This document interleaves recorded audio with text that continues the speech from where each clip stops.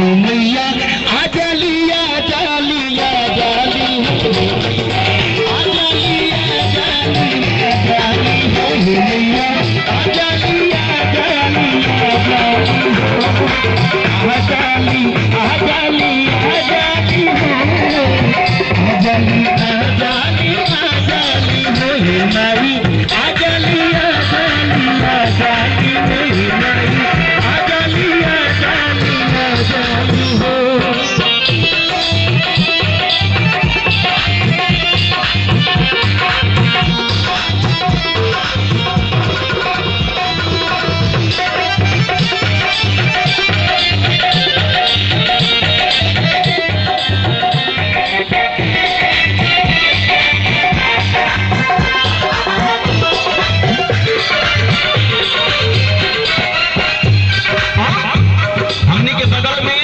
चाचा जी ऐसा ऐसा शक्तिपीठ बा जहाँ गैला पर सबके मन्नत पूरा हो जाला।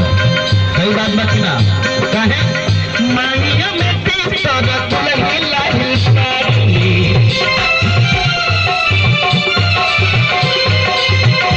इंदपुर के काली माई जटा बाजारी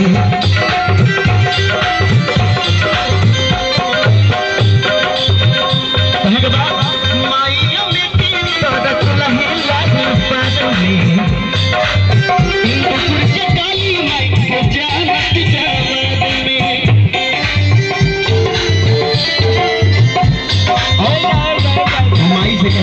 ये माई इस क्षेत्र के लोग रउआ से निहोरा करता कि नवरात्र में हर घर में जाई और सबके मन के मनसा के पूरा करे।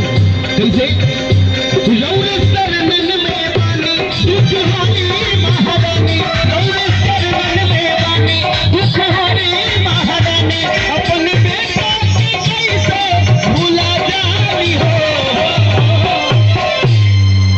अब कहिए जय माता दी थोड़ा और प्रेम से। गांव में केहू को भैंस बुलाइल बिया का गांव में केहू को भैंस बुलाइल बिया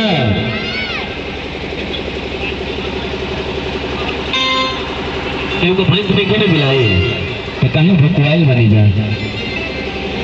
कोनो चीज की टेंशन बा कोनो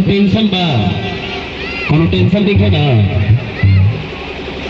उदासी जिस चेहरे का श्रृंगार करती है उदासी जिस चेहरे का श्रृंगार करती है कसम दुर्गा मैया के उस चेहरे पे मक्खी भी बैठने से इनकार करती है।